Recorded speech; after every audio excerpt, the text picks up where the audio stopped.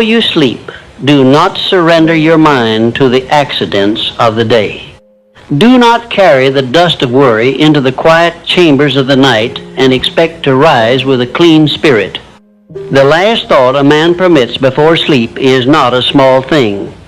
It is a seed. It goes down into the deeper soil of the mind while the conscious will rest, and there it begins to work according to its nature. If the seed is fear, fear will labor in the darkness. If the seed is resentment, resentment will keep the heart restless. If the seed is defeat, defeat will rehearse itself while the body lies still.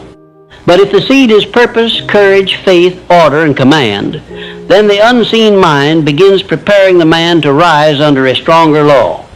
Many men guard their money more carefully than they guard the final thought of the night, and then wonder why they awaken already burdened. The mind is a field. Before you sleep, plant deliberately. A man's life is not shaped only by the battles he fights in daylight. It is also shaped by the instructions he gives himself before silence takes over. The final thought of the night is like a letter written to the inner self. It says, "This is what matters. This is what must be remembered. This is the direction in which we are going." If the letter is careless, the inner self works with confusion. If the letter is poisonous, the inner self works with pain. If the letter is clear, commanding, and filled with faith, the inner self receives a definite order. You may think you are merely lying down to rest, but you are also leaving a command with the unseen workers of your own mind. Leave them something worthy. Do not end the day as a beggar before your own thoughts. Too many men lie down and let every fear come to the bedside like an unpaid creditor. They review what went wrong, what may go wrong, who offended them, who doubted them, what they lack, what they failed to finish, what they regret, what they dread. They call this thinking. It is not thinking. It is a counsel of thieves. It steals peace before sleep and strength before morning. A man must learn to dismiss that counsel, not by pretending that problems do not exist, but by refusing to let problems become the final ruler of his mind before rest. The final hour should not be given to panic. It should be given to command. This does not mean a man ignores the day. He should review it, but he must review it as a governor, not as a victim. He asks, "What did this day teach me?" He does not ask, "How can I punish myself with what went wrong?" He asks, "What must be corrected?" He does not ask, "How can I prove that I am hopeless?" He asks, "What duty remains?" He does not ask, "Why is life against me?" He asks, "Where must I become stronger?" This kind of review turns the day into a teacher. The weaker man lets the day accuse him. The stronger man extracts instruction from it, then releases it. He does not drag every unfinished burden into the night like chains around the soul. Before you sleep, plant this thought in your mind: "I am not finished, and tomorrow will meet a man under command." That thought has power because it refuses despair and refuses softness at the same time. It does not say, "Everything is perfect." That would be foolish. It does not say, "Nothing matters." That would be weakness. It says, "I am still becoming. I have work to do. I have lessons to use. I have errors to correct. I have strength to recover. I have a purpose that will not be dismissed by one difficult day." Such a thought gives the night a clean direction. It tells the mind not to bury itself in regret, but to prepare for renewal. A man must be careful not to plant revenge before sleep. Revenge is a bitter seed. It may make the heart feel strong for a moment, but it poisons the roots. To lie down rehearsing arguments, imagining the humiliation of enemies, repeating injuries, and sharpening anger is to invite the night to become a workshop of bitterness. No man awakens truly refreshed after spending his hidden hours feeding resentment. He may sleep, but his spirit does not rest. Before sleep, release the people who do not deserve another hour of your life. This does not mean you excuse wrong. It means you refuse to make your own mind a prison where the offender keeps living without rent. Justice has its place. Boundaries have their place, but resentment must not be given the last word of the day. Do not plant fear before sleep. Fear multiplies in darkness when a man lets it speak without challenge. It will take one concern and build a mountain. It will take one delay and call it destiny. It will take one failure and name the whole future. If you permit fear to be the final voice, you hand the night to an enemy of imagination. Answer fear before you sleep. Say inwardly, "You may warn me, but you will not govern me." The duty will be faced. The problem will be studied. The next step will be taken. But you will not sit on the throne while I rest. This is not empty courage. It is mental discipline. The mind must know who is master before the conscious guard lays down. Before you sleep, do not plant defeat. Many men end the day by repeating sentences that weaken the soul. I am behind.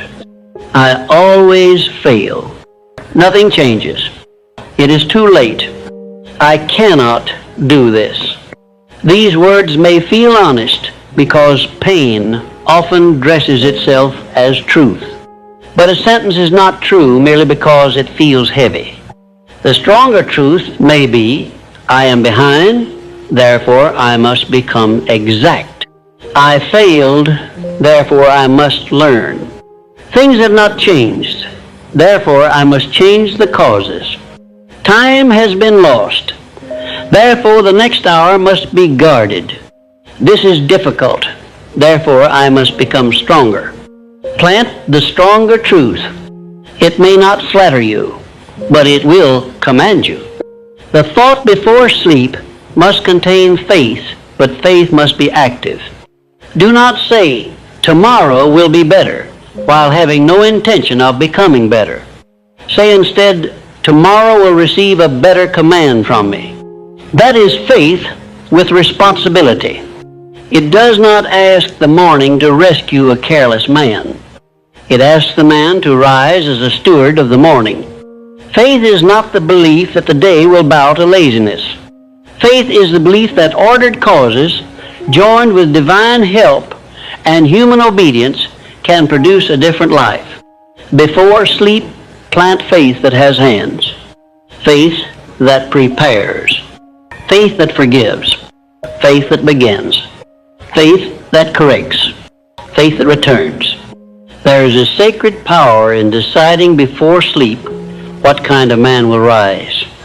The man who leaves tomorrow undefined is likely to awaken under yesterday's habits. Old patterns love unclaimed mornings. They enter quickly when no command has been given. But if before sleep a man says, tomorrow I will begin with order. Tomorrow I will face the chief duty. Tomorrow I will not feed the old excuse. Tomorrow I will speak cleanly. Tomorrow I will place one stone in the structure of my purpose. Then he has already begun shaping the next day. He has placed an advance order into his own mind. The morning may still test him, but it will meet a man who has been instructed.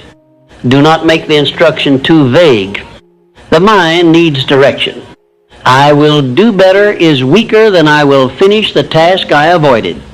I will be stronger is weaker than I will refuse the appetite that has been stealing my strength. I will change is weaker than I will begin the work at the first appointed hour. Before you sleep, give the mind one clear command, not 10 scattered commands. One clean command that matters. The inner self respects definiteness. Vague hope dissolves. Definite purpose remains like a mark on the road. A man should also plant gratitude before sleep. Gratitude is not weakness. It is not denial of struggle. It is the discipline of remembering that the day was not only pain. Even a hard day may contain a lesson, a preserved strength, a warning, a kindness, a chance to begin again, a breath still given, a duty still available, a door not yet closed. Gratitude cleans the mind before rest. It prevents complaint from becoming the final flavor of the spirit. A grateful man does not become passive. He becomes steadier. He sees what remains. And because he sees what remains, he can work with it. Ingratitude makes a man blind to resources already in his hand. Before sleep, forgive the day for not being perfect. Do not let one imperfect day convince you that the whole life is condemned. A day can be corrected. A mistake can be studied. A weakness can be trained. A delay can be answered with order. Some men go to bed as though one poor day has the authority to sentence the future. That is foolish. The day may have been difficult, but it is not king. It is material. Use it. Take its lesson. Make peace with what cannot be changed before morning. Decide what must be changed after morning. Then rest. Rest is not surrender when it follows honest review and clear command. Rest is preparation for obedience. The final thought of the night should also contain identity. Not the old identity built from failure, but the chosen identity built from purpose. Say inwardly, I am a man being trained for greater responsibility. I am a man learning to govern thought, word, time, appetite, and action. I am a man who returns after failure. I am a man who plants better causes. I am a man who does not hand the night to fear. These sentences are not magic. They